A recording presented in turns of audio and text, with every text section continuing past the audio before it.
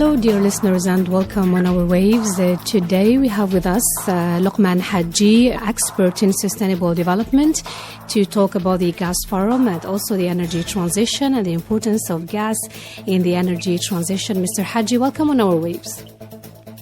Hi, thank you for having me. Thanks. I'm excited to be here discussing Algeria's path to sustainable energy. Great. So first, what is expected from the upcoming gas summit to be held in Algiers from February 29 to March 2nd?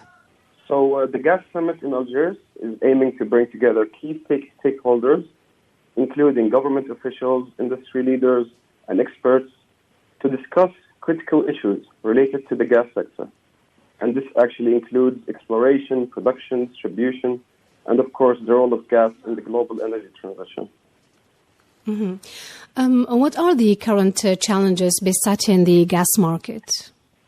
Because of Algeria's dependence on the fossil fuels, as we know, the economy is based on it. So Algeria is trying to shift and have an energy transition into more sustainable and more renewable energies, such as gas and other energies like wind, solar energies, of course.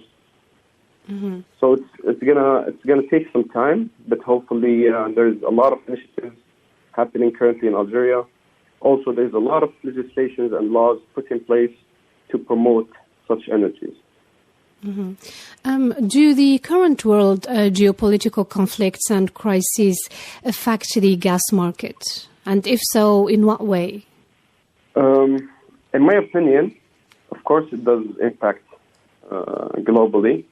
However, I think in Algeria's case, it is positively. It affects it positively because we get to produce and fill the gap that's missing in the global demand for natural gas. Mm-hmm. Energy transition is the global energy sector's shift from fossil-based systems of energy production and consumption, like oil, natural gas, and coal, to renewable energy sources like wind and solar energy. We hear a lot about this shift. Can you tell us more about energy transition? Algeria is actually actively committed to a comprehensive energy transition to reduce its reliance on fossil fuels and to, of course, embrace cleaner energy resources. The government has actually implemented policies and initiatives to drive this transition, emphasizing sustainability and environmental responsibility. Mm-hmm. What's the role of gas in the energy transition, especially that gas is a fossil-based energy system? Actually, gas has a big role in this transition because it's shifting the focus from traditional fossil fuels energies and opening an opportunity, especially for Algeria to embrace it and to raise the economy to a better and more environmentally way, you know? Yes, but it is a fossil-based energy system. Can you give us more explanation about this fact? The thing is, they have the same, it's a fossil fuel, of course, but the way it's extracted, it is actually cleaner, because the technologies used have been improving each year globally, so it's much better, and it's even providing more opportunities for the people. So you have social responsibility put in place as well. Mm-hmm. And does Algeria have access to this technology?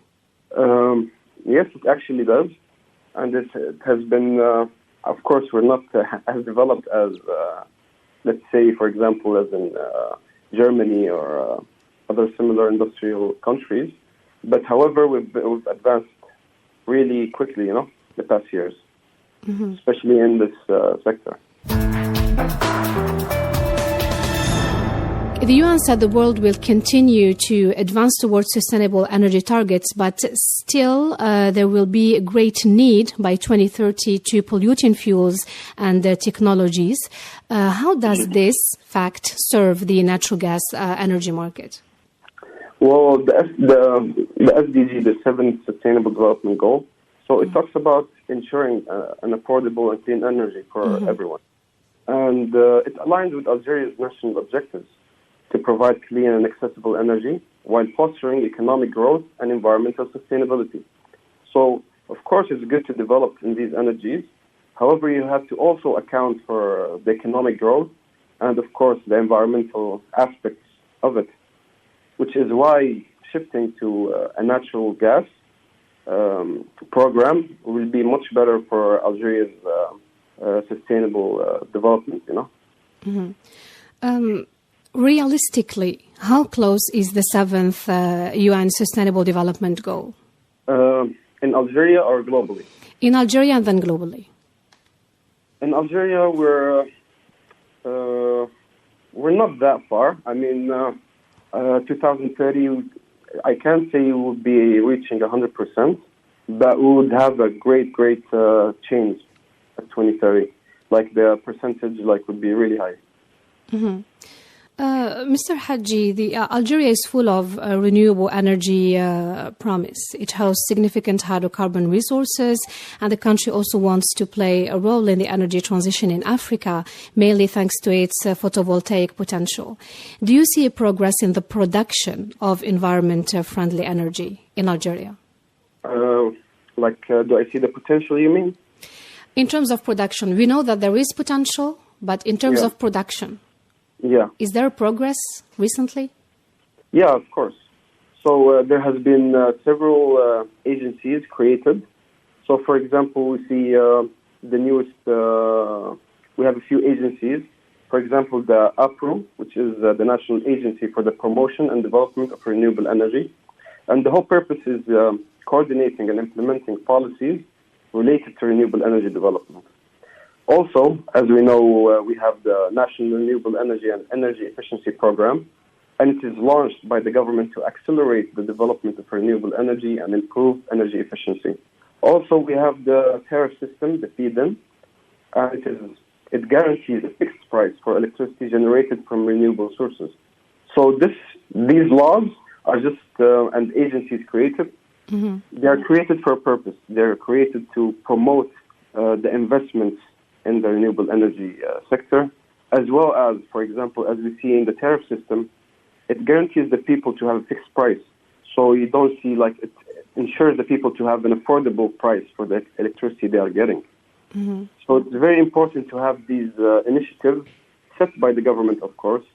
And we also have the National Energy Efficiency Program, and the whole purpose is to enhance the energy efficiency across all sectors. And to achieve this, you need, of course, energy efficient technologies, which is Algeria is doing its best to implement them. So these programs and these funds put in place, they will really get us closer to the goal of achieving the 7th SDG.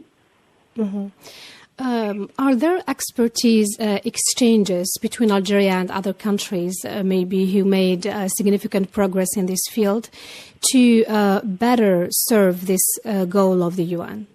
I'm not currently. I'm not familiar mostly, but I've heard there's a lot of partnerships and agreements with the countries in Europe to enhance the Algerian production of gas. There has been some great agreements with some countries to get the technologies in and to, of course, use them in our advantage. So we can always depend on on Algerians to actually do the work instead of getting more foreigners in. So it's always better to get the technologies in and to implement them and to actually train the people to raise the production and to work, more opportunities. You mean to have the know-how?